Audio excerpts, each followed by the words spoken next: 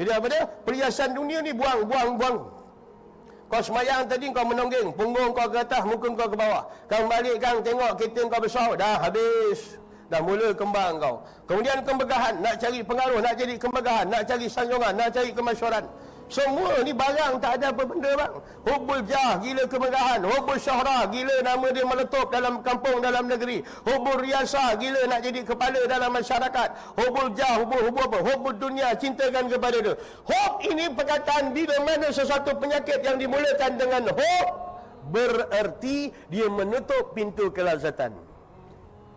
Yang didatangkan dengan aghyar, dia menutup dengan pintu ingatan.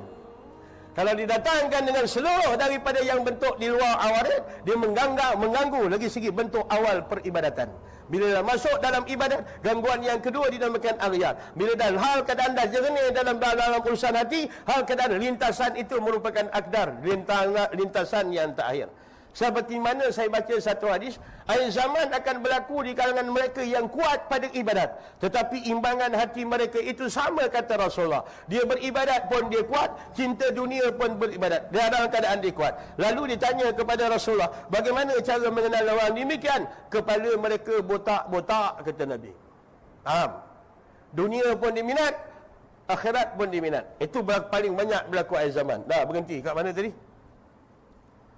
Syawal kezan hudur hati serta paling daripada biasan dunia dan kemegahan dan segala nikmat syurga, dan engkau berhadap tawajuh kepada Allah dengan setinggi-tinggi iman pada zahir dan batin dengan sekalian anggota kamu. Hadapkan zahir dan batin Allah, terus dapat patu tunduk, rasa bawah tilik masalah Tuhan, kerahkan seluruh tenaga dan pelbagai jasad, rasakan di bawah tulhal keadaan di bawah pandangan Tuhan, lemahkan badan, kosongkan, tarik nafas, kunci, rasakan, kunci, duduk dalam muraqabah, dan kunci rasa dalam pandangan Allah. Maka jaga adab dengan Tuhan ketika berzikir la ilaha illallah.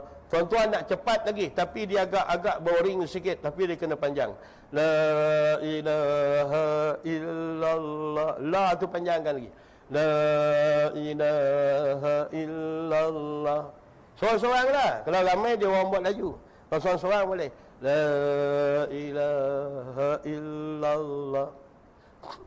Bila kau zikir-zikir kan, kemudian dah sedap kan, la ilaha illallah, la ilaha illallah. Situ kan niat akan bertukar. Engkau zikir nak banyakkan bilangan ke, engkau berzikir dalam keadaan nak berhubung dengan Tuhan. Sempang ni banyak sempang. Faham? Kau berzikir dah banyak, dah laju-laju, tiba-tiba dia keluar satu sempang. Yang kau zikir, kumpulkan zikir ni, kau nak banyak zikir ke, ataupun kau nak hadir, nak bermuamalah dengan Tuhan. Dia kurang lagi kat situ bang. Faham? Betul kata orang tua-tua, hidup salah, mati pun salah. Macam-macam hal dia ada. Sebab apa? Pasal dia belajar yang dia pening. Kalau tak belajar, macam orang yang duduk kat rumah tu senang je. Aku sembahyang sudah, terima tak terima tu urusan Tuhan. Ayat kau.